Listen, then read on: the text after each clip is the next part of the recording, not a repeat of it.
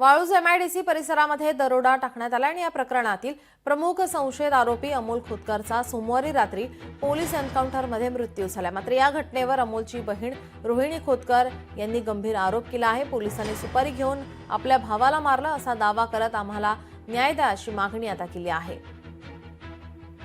काल छत्रपती संभाजीनगरमध्ये अमोल खोतकर हा Sai garden Sajapur MIDC या ठिकाणी येणार असल्याची माहिती क्राईम ब्रांचच्या टीमला मिळालेली होती। आमची काही टीम बीडला होत्या, काही जालन्याला होत्या, इतर ठिकाणी पण होतात।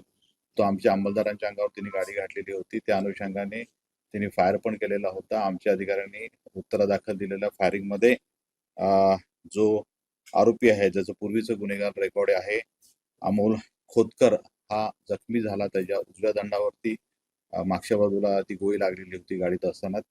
आमच्या अधिकाऱ्यांनी त्याला हॉस्पिटल घाटीला ऍडमिट केलेलं होतं आणि नंतर त्याला डॉक्टरांनी मयत घोषित केलेलं आहे। त्या संदर्भामध्ये पोलीस स्टेशनचा गुन्हा देखील दाखल झालेला आहे।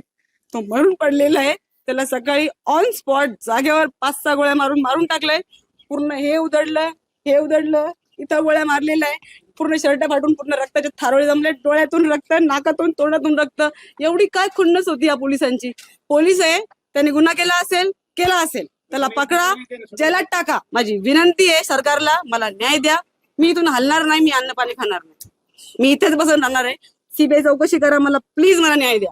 सखी मोठी बहीण आहे आणि मी इथेच राहणार आहे। मी बॉडी घेणार नाही, जोपर्यंत मला न्याय मिळत नाही मी बॉडीला हात लावणार नाही। माझ्या बरोबर सुपारी घेतली, पोलीस वाल्याला ऑर्डर नाही वर मारायचा, छाती तिकडे 4-5 गोळ्या मारून खतम केलं। याला धरून नाही, बांधून नाही, न्यायचं असतं।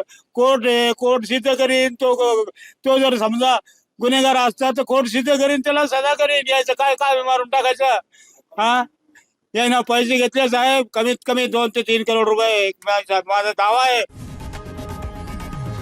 लोकशाही मराठी ऐका, पहा, जागरूक रहा।